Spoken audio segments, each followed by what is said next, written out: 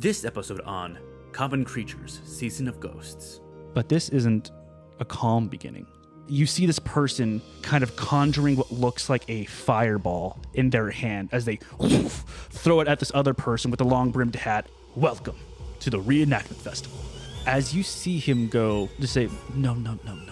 Each one of y'all feel something pull at your chest. It's kind of like a pulse that was centered in the middle of the four of y'all. You feel it pulling, like it's your very soul that's being pulled. No way.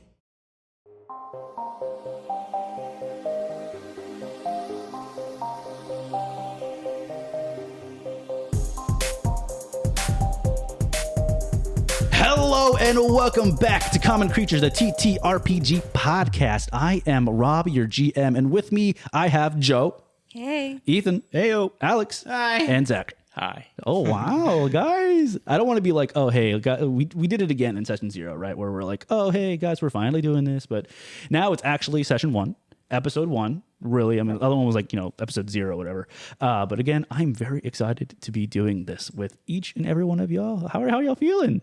I'm so excited, truthfully. I've been waiting for this all week, counting down the days. I'm excited that you're here on time. You've been waiting for it so much that you arrived. Relatively Wait on longer. time. It's actually funny, Ethan, if you look around the table, each person has 2 buttons and you have 1 button. I'll talk about the buttons in a little bit, but yeah, guys, we're actually doing this thing, and you know what? We're going to yap about a bunch of, TTRPG stuff, whatever, but how was y'all guys' week? Was y'all guys' week good? Or I mean, I know like it's been a really busy week. Today was just crazy because, I mean, already the new Pope just dropped. Just want to drop that. New Pope before GTA 6. Okay. It's wild. New Pope from America. From America. Chicago, baby. Chicago. Duh, Pope.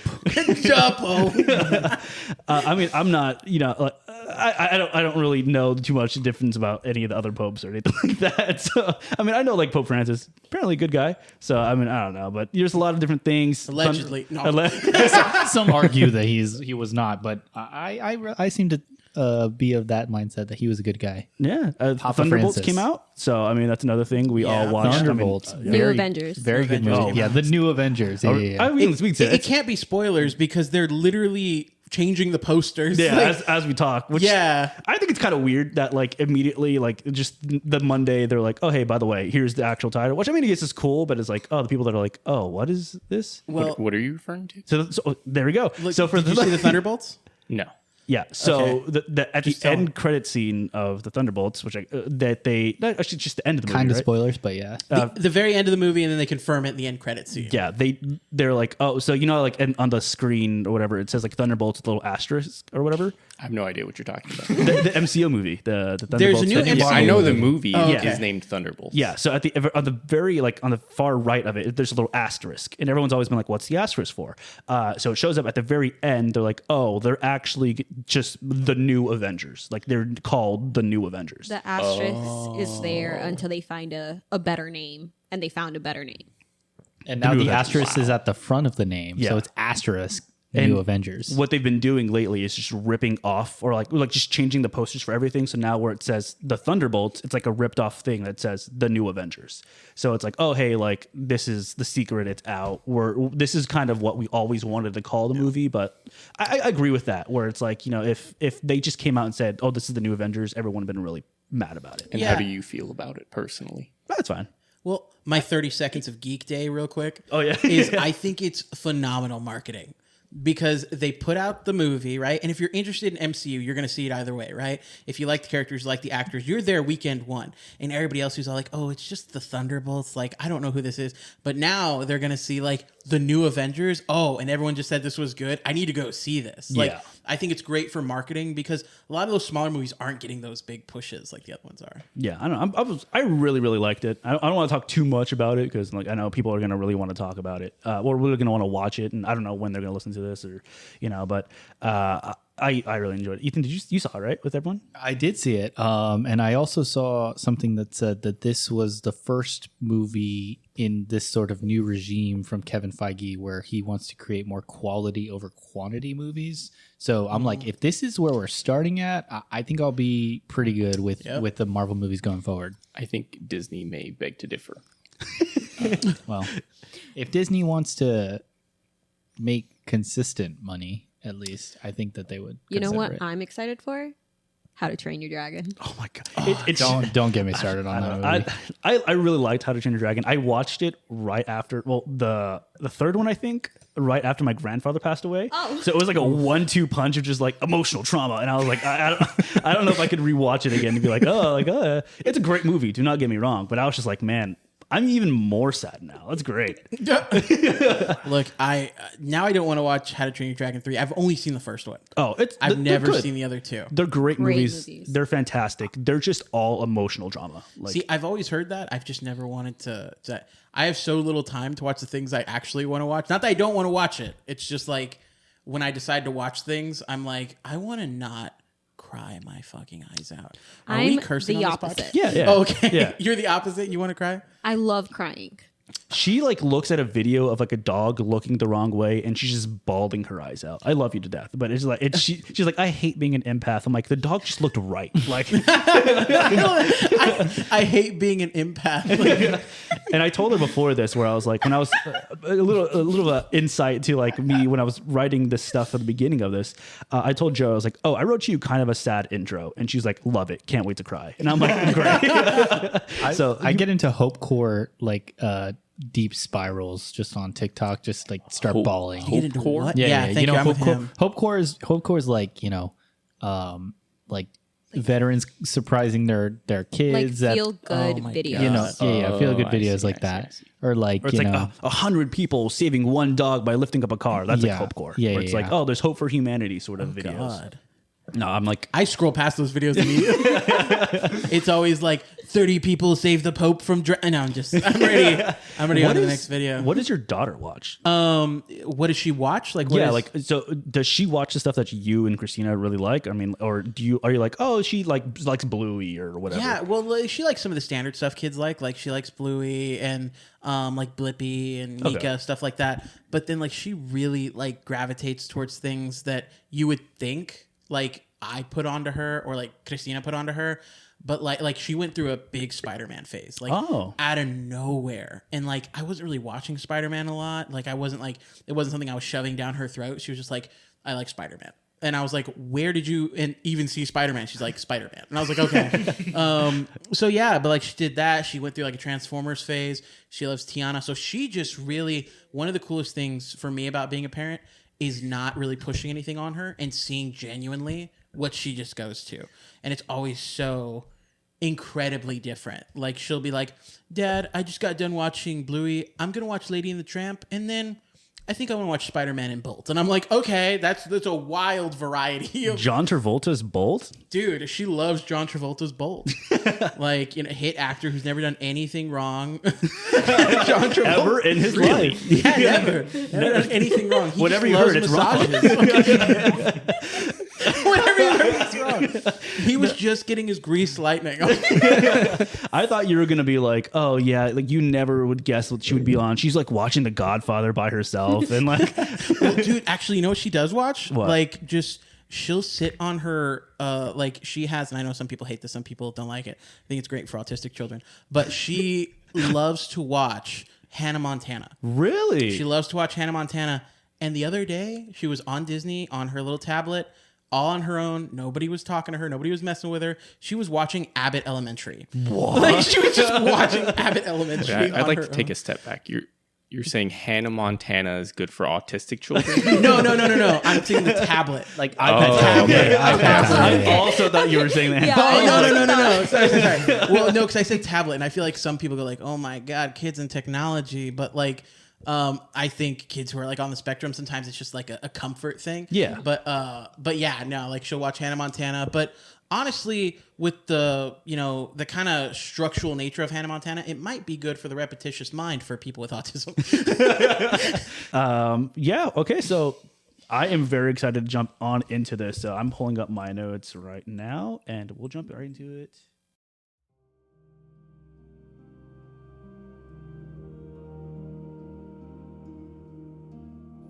So we begin our story in the year 6223. We find ourselves at the top of a very large hill, overlooking what looks to be kind of a valley and a single river flows through it. But this isn't a calm beginning. What you see are two entities. One sort of standing tall woman with a very long, elongated hat. And you see another being that's made of pure, kind of just like, not necessarily red energy, but red skin. And you see this person kind of conjuring what looks like a fireball in their hand as they throw it at this other person with the long-brimmed hat, as the long-brimmed hat jumps out of the way. You see the long-brimmed hat pull out a sword and immediately starts running with it, with like kind of like the sword at the side, just running up to this other figure. As this other figure summons more fireballs just being thrown as they sidestep. And you see the two figures continuously battle as they kind of just jump around this kind of field that overlooks this valley. And as they continue to go more and more and more, you see that these two beings are evenly matched. When all of a sudden you see one more fireball just hit the being with a very large brimmed hat. And you see this being just take it, and as the fireball hits them, the sword slides into the other being as they both kind of just collapse into each other. The being falls, slowly stares at the being with the long-brimmed hat, and you just see kind of not necessarily just the blood, not just the ichor, but the life fade from this being as it slides off of the sword with just pure hate in its eyes, until finally the life flies out. Then we pan over to the other being with the long-brimmed hat and the sword at the side, and you see that the damage that was taken was far too great, and you see there's burnt clothes, burnt skin, and this being looks like they're using the sword to kind of hold themselves up and try and take just more and more steps to just try and get away. But the sword falters, and the being falls to its knees and looks out over the valley and at all the rivers down below, and kind of just smiles as the sun starts to rise, until finally the being collapses. From the center of the being, you can see a bright white light kind of emerge from it. And from this bright white light, you see a sprout of what looks like a plant. As the plant starts to grow taller and taller, and the root of it starts to get thicker and thicker as it starts to cover the body of not just the warrior in the long-brimmed hat, but also the fiend it just fought. Eventually, the tree grows to be this grand, huge tree with many branches falling out.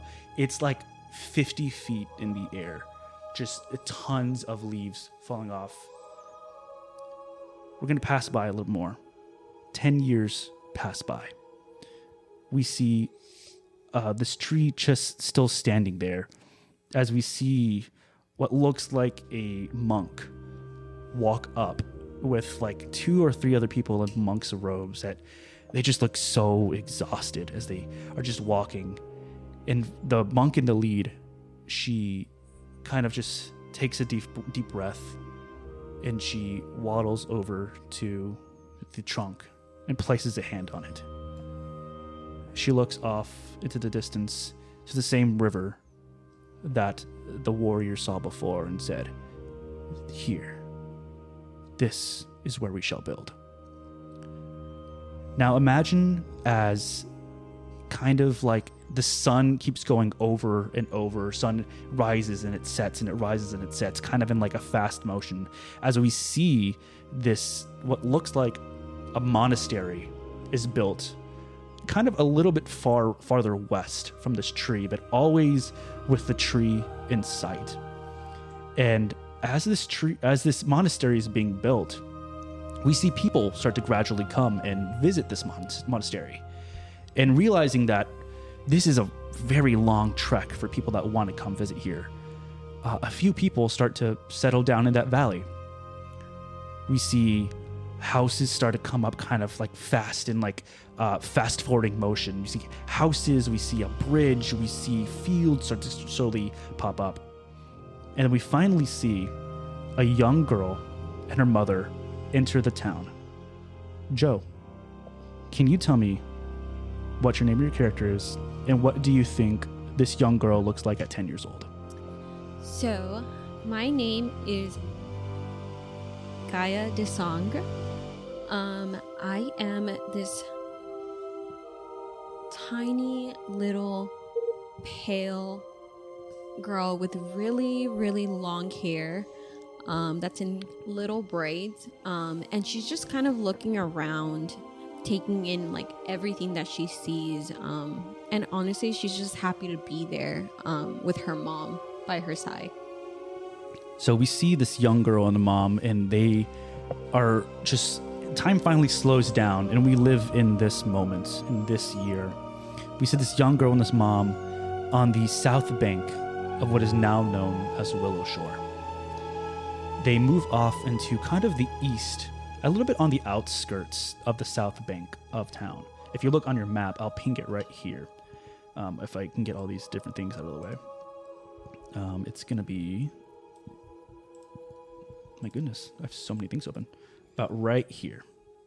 You can see it. For people at home, it's just right off of the bank of the shore. And we see here kind of just like a little house, a little hutch that's big enough for just the two of them. Now, we go back and time starts to speed up again. And we see the coming and goings of this house. We see the young girl and we see the mom go back and forth as we enter the house. And we see time speed up, and as time continues to go, we see the mother slowly age and shrink as the young woman ages even slower than the mother. We see the mother, who once stood tall, stood proud, starts to slowly, her back starts to arch. Her gait is slower than what usually it used to be. And we see this young girl that what would be, from a girl to, teenager to adult, we still see her as kind of a young girl. And as a 10-year-old, maybe slowly but surely after 10, 20 years of what she should be 20 years old, she still looks adolescent. And so finally, we see the woman in bed. Bedridden. She can no longer move. The girl walks over to the woman and places her hand on her mother's hand. Her mother puts her hand on top of her hand, on the daughter's hand, and she just looks at her and smiles, reaches back over, and grabs her a single flower and gives it to the girl. We see the girl move and leave out of the house as she continues to walk down the street towards the west of South Bank. And once again, time starts to speed up. We see tons of buildings being built up, surrounded, as the girl is still in slow motion, holding this flower, head down. And as we see everything in the background really go in like fast forward speed, the slow motion of the girl is just a juxtaposition as we see this young girl finally start to grow up into a teenager and to finally a young adult, as we see her slowly enter a building behind the Willowshore stables. She opens up this door and she passes an elvish woman who's standing at the door. They know each other at this point. She passes to the back of this building into an urn. And Gaia is now a young woman with a single flower. What would you like to do with this flower?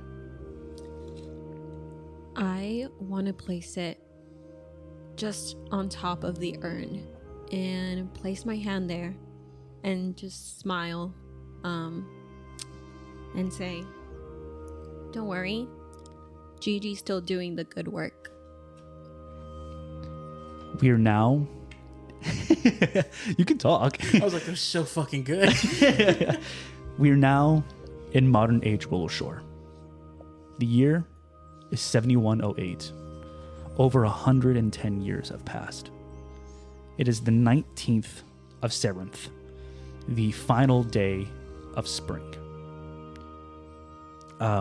Gigi, from behind you, you hear like as a door opens up behind you, and the elvish woman comes up behind you, and she puts a hand on your shoulder, and she's like, "Are you okay?"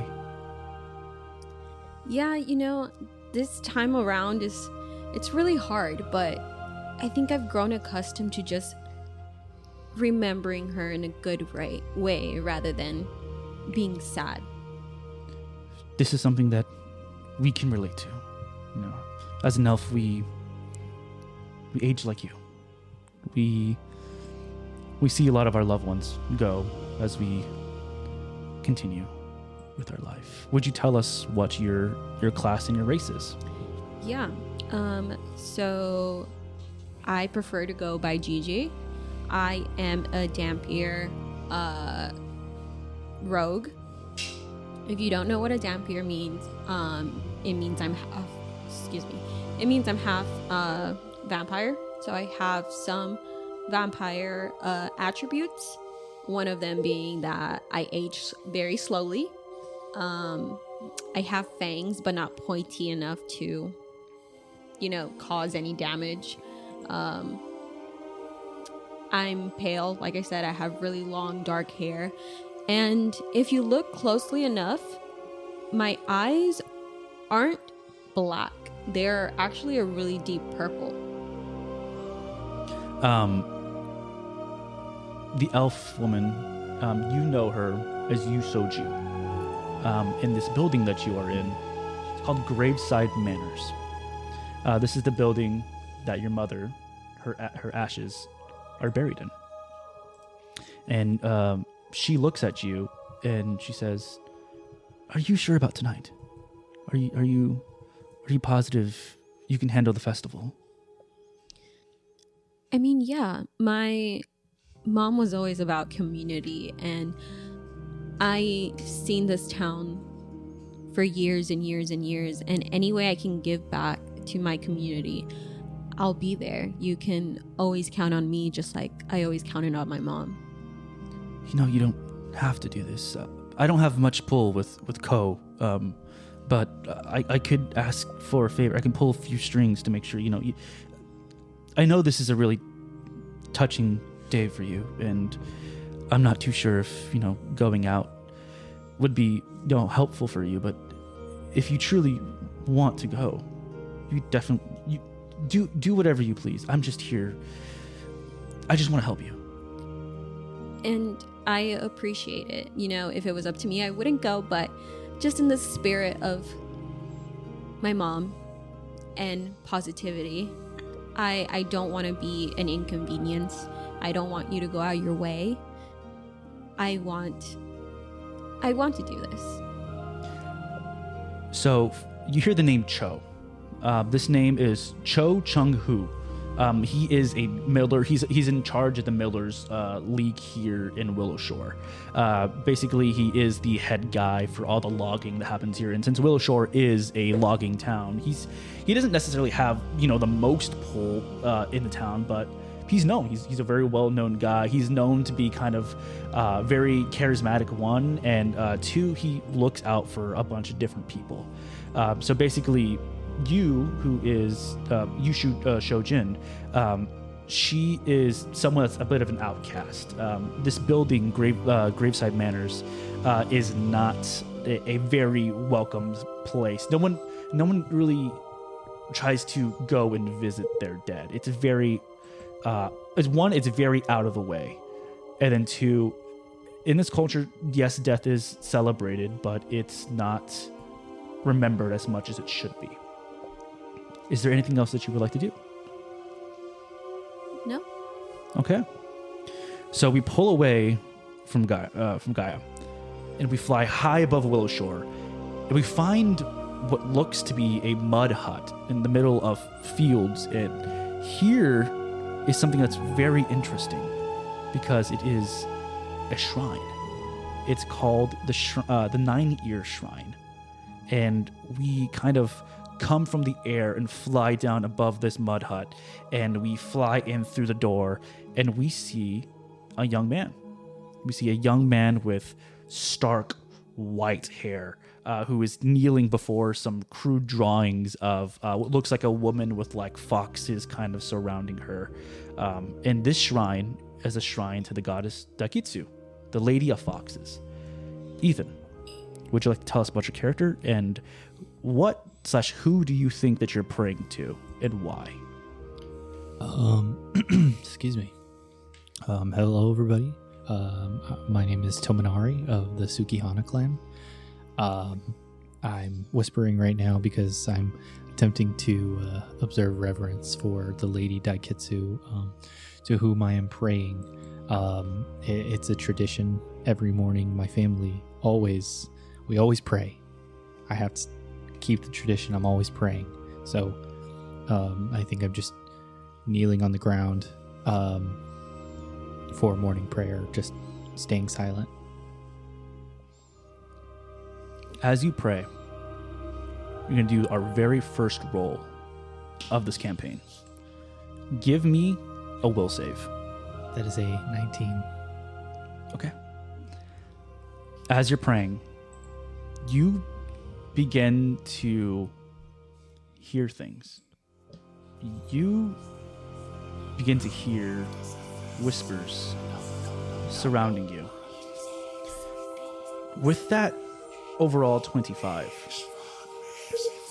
you begin to feel wispy hands crawling on your arms, across your chest, across your face, and then you feel some kind of going through your hair and kind of giving it tugs, not necessarily out of hurt, but for them to let you know that they can touch you. With that 25, you would feel that if you failed, you would have felt these hands start to pull on you. It would have made you feel like you were being pulled down to the floor, but your will is strong enough to kind of push past these voices, and these hands start to kind of go past you. When out of nowhere, you feel a very forceful hand reach onto your shoulder, and the whispers disappear. What would you like to do? Does the hand come from behind me? The hand does come from behind you. I think I whip around super fast, on just still on my knees, just whip my head around, and I'm assuming I see nobody there. You do see someone there. Who do I see? You see a tall human woman. She is white of skin. She has blonde hair, blue eyes, and her name is Ba Ming O. And she is the priest of the 9-Ear Shrine. She looks at you and she kind of gives you this look of pity. And she has like a little smile that comes to her face. And she's like, Tamanari, are you well? I apologize. I was caught up in my prayer. It's okay. She kind of like, she touches your shoulder again. She kind of pets your head and she goes, you have a place here. You can continue to stay here if you like. I know things aren't necessarily well with your family, and I just want to let you know that here at the shrine, here at 9 Years, we want you here. I can't. I can't. I have to find. I have to find the answers. I can't go back until I find the answers. And she moves her hand from your shoulder and she grasps your hand and she kind of holds your hand in hers and she looks and she goes, You can trust me. I think there's hesitation. He wants so badly to have this sort of place, but he kind of pulls it away, not disrespectfully, but just like, no, I can't. She looks at you. She still holds your hand, but she looks in your eyes and goes, okay. There's someone here for you. And she lets go of your hand, and the door opens, and you see an old man who's kind of holding like a little like saucer in his hand. And he doesn't necessarily look drunk, but it looks like he has been drunk pretty recently. And he looks at you, and he waves you over. He's like, Tominari, my boy, come. And you know this as Old Matsuki. Old Matsuki is one of the heads of South Bank. He is kind of more in charge of the more traditional side of Willowshore overall. He really goes at bat for the citizens against the people of Northridge. He looks at you, and he actually.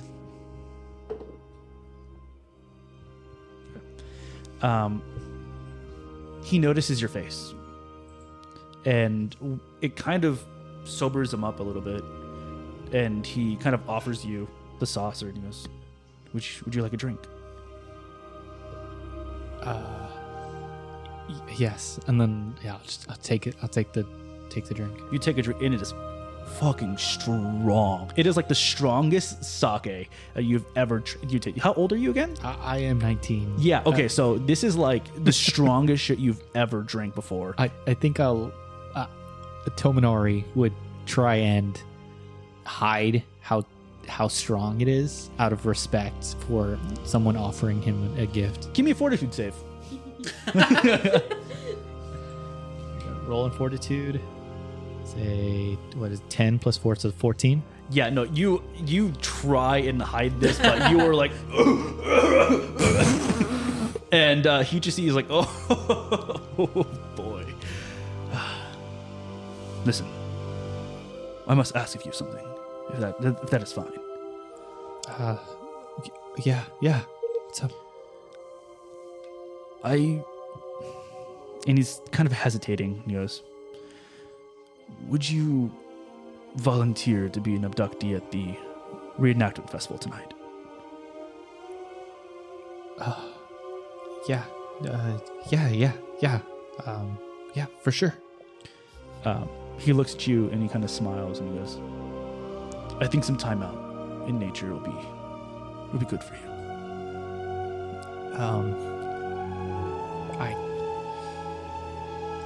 Okay. Is there anything else you wanted to do? I don't think I properly described my character, so go ahead. I got caught up in the scene, so I apologize. Tominari, he's very fair skinned, silver like white hair, and silver eyes as well. He's his eyes are very haunted. They're there. He has thoughts, but he just seems constantly haunted. Bags under his eyes. He typically wears like his kimono and a rice hat to remember the family that is he believes is still waiting for him. Beautiful. Was there anything else that you would like to do before? I think I'll take one final bow towards the shrine of Daiketsu before I walk out. Okay, so you take one final bow. You walk out the door, and then from over your shoulder, kind of like if it was in a movie, a camera flies up over your right shoulder, and we go high into the sky, into the sun, and then we come straight back down into across the Dawnstep Bridge into Northridge, and we see a humble half Nagaji, half orc man standing alone at a forge as he pulls a blade that is blazing orange from the forge, and he lays it upon an anvil, and he goes to grab a hammer from the side as he starts to shape the blade with like tink, tink, tink. And as he starts to shape this blade, he stares into the fire of his forge. And Zach, would you please introduce your character and tell me what do you think your character sees in the fire? My character is Sarathan Dawnscale, a Nagaji champion of Lady Niambo. In the fire, I see dragons, volcanic eruptions, crows, and wildfires. As you're staring into this fire and you see what others would usually see as symbols of destruction, you see something else. You see possibility for change. Change at drastic measures, yes, but change in progress nonetheless. And as you start to focus more in on this, you kind of hear a voice kind of screaming from the back. Something trying to get your attention. It's like, Sarathan! Sarathan! Until finally, Sarathan! Do you look? I snap out of my focus in the flames. Turn around. So you turn back around and you see a woman that is standing kind of just directly in front of you. She is in Willowshore garb. She has kind of like a conical hat with like a wide brim at the very base. She's wearing what is kind of more like traditionally known as like samurai wear, but it's all just made out of like not silver. It's made out of like steel with like kind of gold flowers entailed in it. And this is Haier Ha. She is a Tianxi guard here for Willowshore. And right next to her, you notice a little girl named Mei Mei. Mei, yes. Haier looks at you and she's like, Sarathan, do you have those arrows that I ordered from you? I don't want to be bothered, but Granny Hu has me on East Watch duty tonight, so I just want to be prepared. Nothing's gonna happen, but do you have those arrows for me? Of course I have the arrows for you. Cool. It's my job. I paid you before, yes, right? If not, here, she kind of hands you like a little bit of coins, and she's like, a tip, if you have. And then as you kind of grab that coin from her, you see Mei Mei, who kind of looks not necessarily interested in this conversation. Her eyes kind of start to wander around, and then she sees someone coming up from behind you, and she's like, Granny Who! And she books it like out of her mom's hand directly through your shop, kind of making a mess of things that she kind of runs through. And you turn around and you see a formidable woman. Like, she is old, yes, but she looks like you do not want to fuck around with her. She's got hair tied back. You see kind of like black and white kind of going through, like, salt and pepper hair put into a really tight bun at the top with like chopsticks going through it. She's wearing kind of this really long ceremonious gown that goes over her hands, and she kind of walks with poise, And then as soon as she sees this child, a little smile breaks through that facade, and she picks up the child and she goes, Mei Mei, are you bothering Mr. Dawnscale again? I'll see you tonight. And she goes, she walks over and she hands it back over to Haier. And Haier goes, oh, yes, Granny Hu, thank you so much for watching Mei Mei tonight. I know I'm out and watched you. You put me there. But anyways, yes, thank you so much. Sarathan, thank you so much. Arrows, yes. And she kind of grabs the arrows, and as she grabs them, some of them kind of like fall onto the floor, and she's like, oh shit. And she picks them up and she's like, oh, Mei Mei, you didn't hear that. Oh, she grabs Mei Mei and she kind of walks away. And the older woman stays there and kind of just leans against a post, and she's like, may I talk to you, Mr. Dawnscale? I have all the time in the world. good. And she knocks over kind of like the wood that you have for like tinder for like the forge, and she sits down and she makes herself very poised even on this log. She's like, I need you to stop dodging me, Mr. Seraphim. Dodging you? Why would I be dodging? Like you don't know. Seraphim, we need a representative for Northridge, okay? No one else will do. Everyone else has done this. We need you to do this year. Is that fine? Can I trust you for this? You can trust me to do it, though I do not care much for the traditions of this place. Oh, neither do I. She kind of like pulls you off and says, neither do I, but this is fun. This is fun for everyone. Maybe you'll have a grand old time out in the woods tonight. Oh, who knows? I never want to go out there. But we just need someone from over here. And I'm glad you said that, because I would hate to take my business elsewhere. And you see kind of in her face, she looks over to somewhere else that's in the corner. And you know, on the other side of where your stall is Eternal Blaze Ironworks. Kind of a rival blacksmith that's there in the city. Oh, man. And she goes, I will take my business over to Young. You wouldn't like that, would you? I would very much prefer if you did not do that. Agreed. And she kind of turns around, walks over, and she goes, I'll see you tonight. And she just walks off into the distance. Is there anything else that you would like to do? I'd like to go back to the forge. Okay. Finish the order that I was on, sword that I was making. Okay. You go back and you see that the sword has kind of lost a lot of its heat that would be great to continue shaping this sword. So you stick it back there into the fire. What else do you see? What else do I see? I see some thunderstorms and just the fire, just peering into the fire and all of its possibilities. As you peer into the fire and you see the thunderstorms, each crackle of the fire that comes out is not the usual pop. It's the of a thunderstorm beginning. We pull away from Seraphim and we fly over to the outskirts of Willowshore, past the outskirts, past the bridge, into the woods, and we land on a singular deer kind of foraging around. And then we hear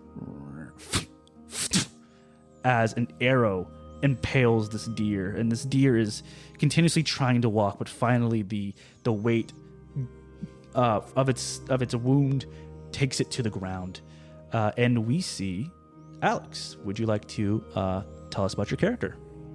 Yes, my character's name is Shithidion Bewelster, and he is a human. He's a ranger, and he's kind of a fucking liar. So he's a ranger because he doesn't like to get up in there, is out for himself, get stuff done, kind of has a distrust for people, also a very smooth talker. So he gets what he wants. Cool. So you remove the arrow from the deer. How would you carry this deer? How would Shitherion carry this deer? Would you like over the shoulder? Yeah, I would say over the shoulder. Okay. Over the shoulder. You pick up this large deer, you put it on your shoulder. As you walk through, you can feel kind of the warm life that was in this deer start to spread over your shoulder, down your arm, as you walk out of the woods and into town.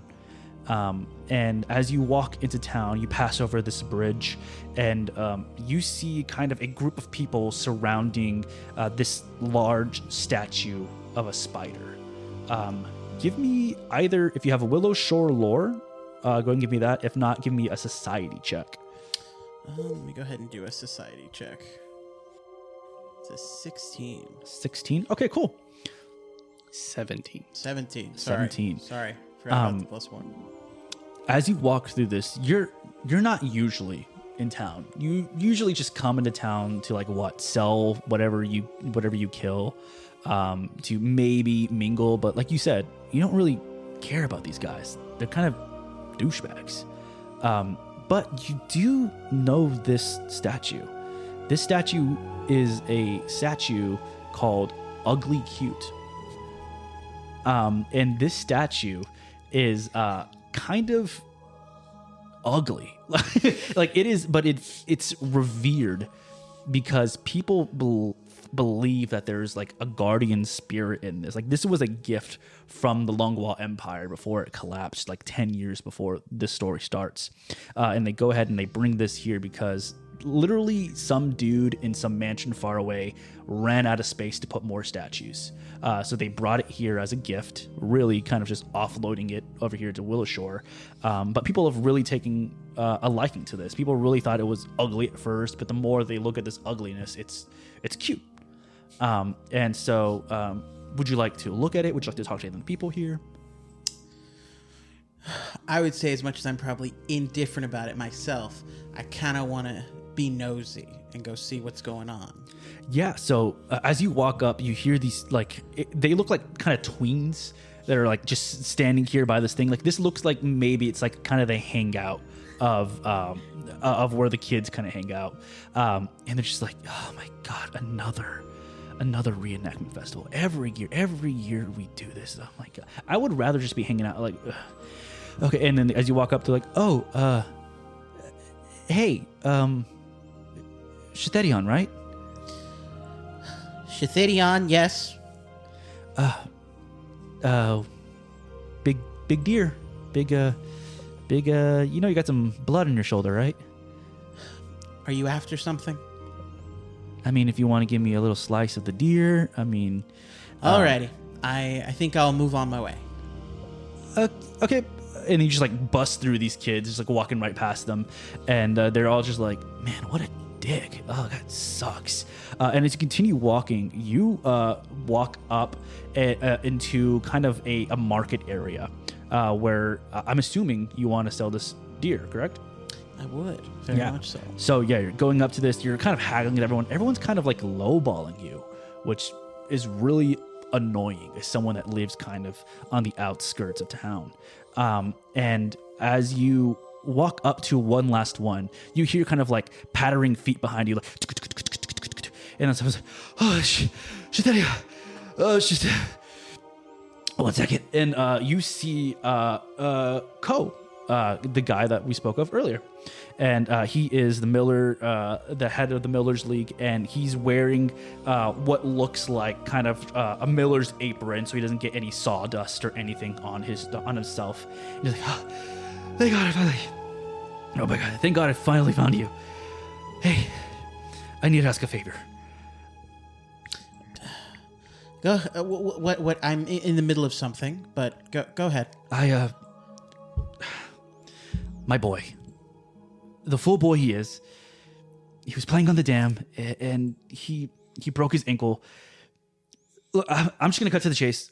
We need a replacement for the Reenactment Festival. We need another abductee. You know, before I would have asked, I would ask everyone. I asked everyone around me, everyone that I knew, and no dice. Please? Are you telling me you're just looking for another warm body to take the boy's place? I mean, when you put it that way, this deer is still warm. You can take it and leave me alone. I'll pay you for the deer. Really?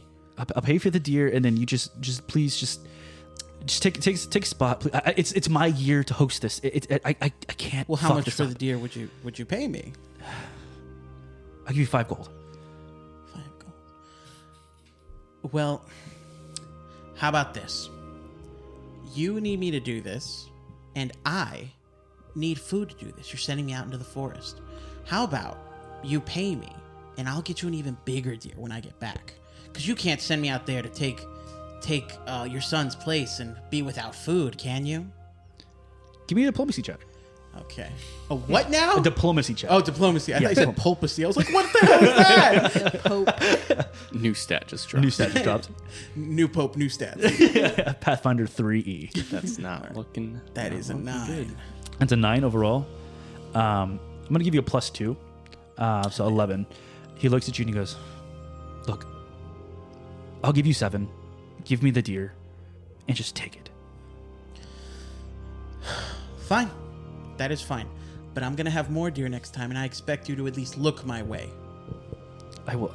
I'll spread the word. I'll spread the word that your deer is good. I'll do that. I have some tanning The buddies. best deer. That you have the best deer, Shetherion. Fine. And he goes and reaches into his pouch and he counts out the 7 gold and he just like, here.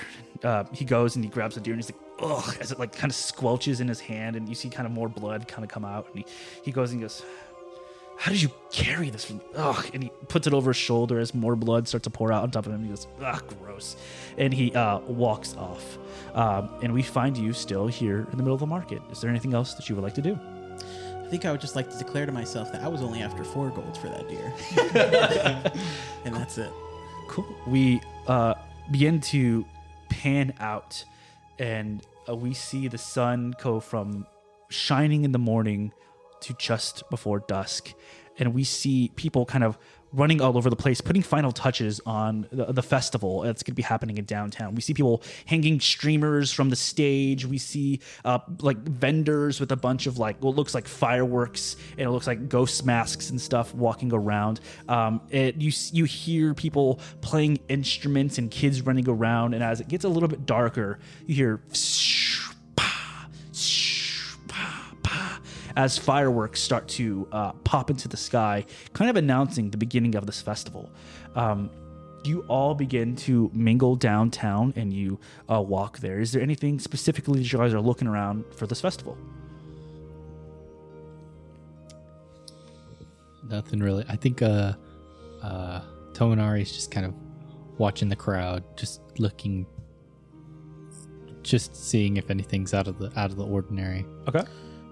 Yeah, Gigi's just kind of looking around, but she's really happy to be there, even though she kind of just doesn't want to. But she's just like, she's trying to be happy, but she doesn't want to be there. Like she's feeling the weight of her mom being gone, but she's trying to be happy.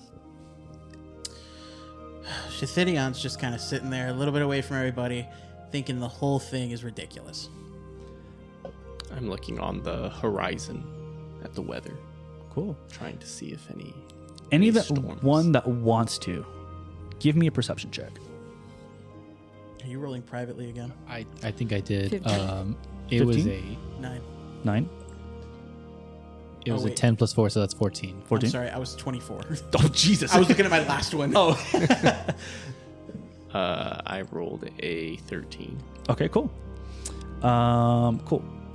Every one of y'all guys, maybe this is kind of a bigger deal than what these people are making it seem like, but you kind of peek and you can see on the, kind of the corner, like not behind the stage, but kind of just to the right of the stage where they think that they're kind of hidden. You see 3 people in a very loud argument. You see Old Matsuki, you see Granny Hu, and you see a gentleman that's rarely seen.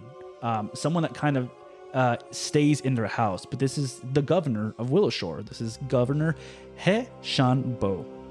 And you see that it looks like, weirdly for once, Granny Hu and Old Matsuki are on the same side, and they are very much yelling at the governor. And everyone's kind of like pretending that this isn't existing, but they're kind of just going right at him. And the governor's just like trying to take everything. He's like, okay, whatever, okay. And he just walks off. And you see Old Matsuki and Granny Hu kind of just look at each other and kind of give each other like an incredulous look, like, are we really just on the same side about something? And they look at each other, and then like that moment is just over. And they kind of just break and they walk away from each other. And you see the governor kind of just like begin to go backstage, and it looks like he's starting to prep for something. As you see that, he walks onto the stage, and you hear like kind of the footsteps go there. The lanterns for the stage are brightened. Like a bunch of different more lanterns are being lit to bring more atmosphere to this place. And you see him kind of go up in front of this crowd that's in front of the stage. And he clears his throat and he goes, "Good evening, all. Welcome to the Reenactment Festival. And everyone is like, whoa, yeah. Like the crowd starts to go wild. He looks over and he goes, this festival is more than just tradition. It is our history, our living memory. We live in this moment to remember and celebrate all the fallen from that dreadful Jorogumo all those years ago, the night of the broken blades. May our abductees please come to the stage. And then I'm assuming each one of y'all guys walks up to the stage, right? Begrudgingly. Begrudgingly. I think I'm whispering to myself. Okay. Just I don't know what I'm whispering, but just like muttering to myself. All right. So you guys go up and you walk onto the stage and you kind of form the single line, like facing the audience towards right behind the governor. And he kind of looks at you all very disinterested. He's just like, this is kind of another thing that I need to do. As you step onto the stage, though, the crowd goes wild. They're like, maybe for like people like Seraphin, who's a little bit more well known. I would say some of all the other y'all, people know Gaia, people know Tomonari, people don't tolerate Shethedion, but it's mostly just kind of like this raucous sort of noise that is just overall celebrating this. You see the governor kind of like give a not necessarily pity smile, but a very disinterested smile, and he goes, "In a few short moments, we shall offer you up to these phantoms. We thank you for your service." And he kind of ushers you right back off the stage. This is very much a performative thing that he was doing, just letting everyone know who's going to be abducted tonight. As you walk off stage, and he goes, "I thank you all for being here, and let's have a great reenactment festival." And he walks off stage. So before we do anything else, we have a bit of downtime before we jump into the next part. Was there anything else that you guys would like to do before this, before they kind of take you off into God knows where? Hi guys, my name, don't know if you all know me, but Gigi, and I try to shake everyone's hand. Shethedion kind of halfway. But like a firm handshake, like. He's being forced. Like I no. Like I hurt you, but you're trying to. Gotcha. You're trying to show that I'm not really that strong. I think I don't accept the handshake, and I just full bow, just full bow. Oh, okay. And then I kind of mirror that. Hello, nice to meet you. It's like, well, this is a little awkward, guys. Hey. I'll shake your hand. Thank you. Hi, nice to meet you, y'all. I want the record to reflect. Another full bow. Hello, nice to meet you. I want the record to reflect. I shook her hand and my fingers look like the Emperor's New Groove. And just his fingers kind of messed up. And it's like, okay, thanks. So what do you guys do? She's just like super nervous and she's just trying to like chat away to fill the empty space. Well, I'll say I don't know how long you've been around the town, but I am a blacksmith, pretty well known here. Yeah, you live over there, right? Kind of like, and I motion to the area that you kind of live in. The north side of town. Yeah, that place. Awesome, great. I do things. Oh, yeah, and I think maybe like yourself, that should be where we keep it. Oh, okay, great. I don't really know what I do. My family's, they're rice farmers, but I don't really I don't know. And the full bow again. Okay, we're gonna bow again. Okay. As y'all are having this moment, you see the governor kind of just like clean himself off, look back in the direction of where mostly Granny Who was, and like where the direction she walked away to, and he kind of like looks over and he just like walks away. As he walks away, you see everyone is kind of getting dressed. They're putting on masks that look like not scary masks, but masks that look like they're being made to be presented as ghosts. It's like painted whites with like a bunch of little like reds and blacks all over the face to really try and inherit this title of ghost. Anything else you guys want to do before? Sorry. Can I check to see if any of the masks remind me of the mask from my dream, my reoccurring nightmare? Yeah. So give me a perception check.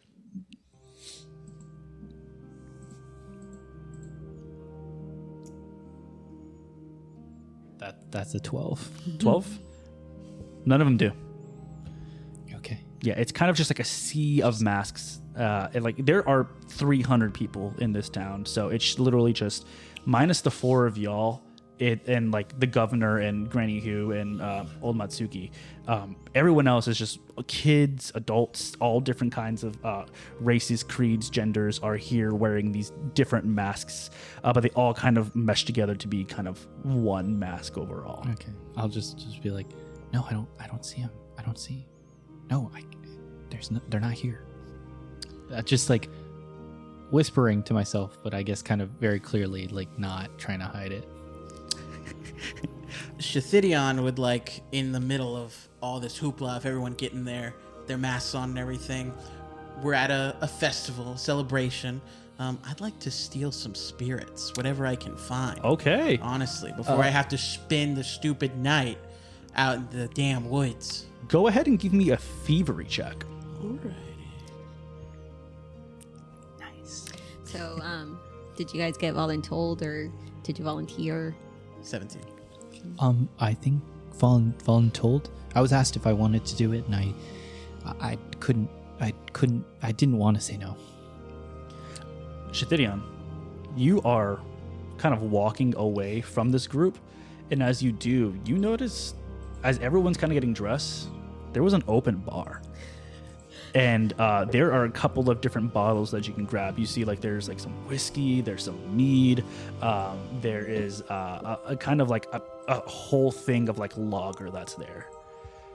Shathidion wants to grab some whiskey. Okay. So his night in the forest can be easy peasy. Go ahead and grab that, and you throw that into your bag, and that's yours. No one saw you do this. And then you return to the group. As I return to the group, I just nicely respond to, what was the question you asked before I left? Did you volunteer or did you get voluntold? Oh, okay. And as I bring my whiskey back, I slip it into my sack or whatever the hell I have, and I just say, I came for the perks. And as you say that, you see kind of like the group of people staring at you. While this is not necessarily meant to be a scary thing, I'm assuming 300 people just staring at 4 people, it could be very intimidating. You see these people kind of start to push towards y'all as kind of like they are like kind of dancing and pretending to be ghosts, like woo. You see some of them like grab y'all guys and start to lift y'all up, kind of very much crowd surfing wise, as they escort you out the east exit of the village, over past the East Watchtower, over the bridge, and kind of back in the same area that you were earlier, Shathidion. And you see as they kind of take you not too far out, maybe like 2 miles out of town, they drop you there. They all begin to leave, and one ghost stays behind, pulls off the mask, and it's Ko. Ko looks at you and he goes, "I will be back in the morning. I will bring you breakfast. Just stay here, please. I cannot fuck this up." Okay. Cool. That's fine by me, as I take a swig of my whiskey as soon as everyone turned their back. Just, yes, sir. Full bow. Sounds good to me. He looks at you and he goes, "Where'd you get that whiskey?" I made a mighty fine bounty today when I sold my deer. He looks at you and he goes, okay, whatever. And he turns around and he walks away with the rest of the group. And you are now in kind of a middle of this clearing surrounded by wood, a bunch of different trees. And it looks like this specific clearing was made for this purpose. It's made to drop off people here for this festival. So you see on the kind of the trees that are surrounding it, you see kind of like initials that are carved in there. You see hearts and like sad faces and stuff, kind of things people are trying to do to kind of pass the time. Is there anything else y'all guys would like to do before y'all guys go to bed? Is there light anywhere around here? Only just the lanterns that they gave y'all. So it's like Okay, 4 so- lanterns that are kind of giving y'all light around there. So, like, do we all have to stay together? Or Yeah. can I kind of, like... No, I'm asking them. Oh, Do I kind of have to stay with you guys? Or can I... Y'all mind if I'm kind of closer to that tree? I think as long as we can all see each other, you know. I think I'm gonna pray again. Okay. I'll just, full force, just praying. I roll my eyes at that. Actually, I do as well. Okay. So we have trees around. Mm-hmm. Cool. Tomonari, as you begin to pray, you hear the whispers again. And this time, they get louder. And you feel the whispers kind of permeating your brain. And you guys, what are you physically doing that they might see what's going on? I think I'm just kind of muttering to myself, just no. As you see him go, just say, no. Each one of y'all feel something pull at your chest. It's kind of like, think of it as like a pulse that was centered in the middle of the four of y'all. As like, as you just feel this immense power pass through each one of y'all. And y'all look at each other and nights out. You each fall to the floor and pass out. As I fall, can I put the cork back in my whiskey? Yes. Okay. Thank As you. you're like, it's literally like The priorities. last thing priorities. Yeah, it's like this magic is like so powerful, yes, but at this time you're just like, I got to do this before, and so it's like, and you put it in there, and you pass out. In these dreams, each one of y'all see something a bit different. You see yourself in different situations that you've never been in. You see a large toad eat one of y'all.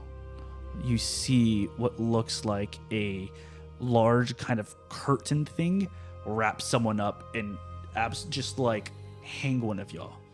You see a monster like you've never seen before with like knives for teeth look at you with like a long neck as it snaps at one of your guys and rips open your neck. And as you're having this feeling, that pulse that you felt before, like it was at your chest, you feel it pulling even more and more and more, like it's your very soul that's being pulled, until finally you wake up in the morning. It is the next day. Anyone who wants to give me a nature check. 9.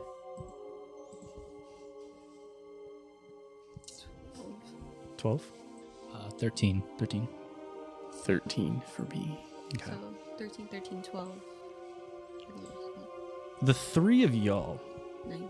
are able to look up into the sky and look down at the floor and realize that the shadows are a lot farther past than what it should have been for when you should have been gotten, when someone should have came over to you. So it's later than like early morning. It is later than the breakfast time that Ko said that he would be back from.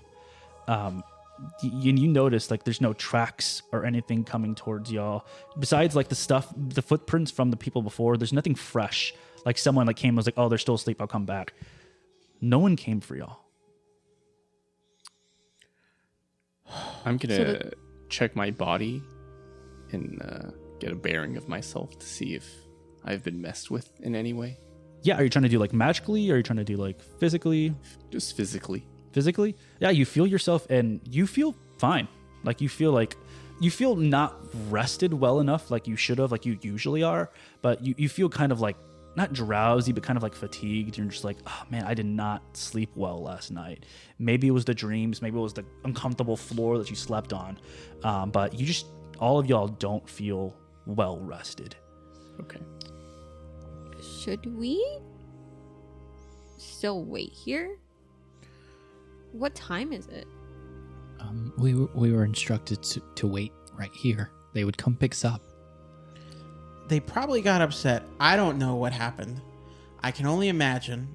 My hospitability took over last night. I shared my whiskey. We all fell asleep after Tommy farted. They came and they found us. We're all passed out. I'm sure they'll be here in a little bit. They probably were letting us sleep it off. I don't remember drinking. I don't like drinking. It does make sense because my whiskey has not gone down. Can I look inward and like try and listen to the whispers to see if I hear them? Yeah. You look inward, and it's crazy because for one of the first times in your life that you're looking for these whispers, they're not there. You feel like they're trying to kind of come out, but they're just not responding to you as you want them to. I think I just kind of frantically look around and be like, I think something's wrong. And as you kind of frantically look around, give me perception checks. Everyone. A nat 20 for me. Damn. That is a 23 for me. You all rolled very well. Yeah, I 20. You hear very clearly, kind of like in like leaves rustling,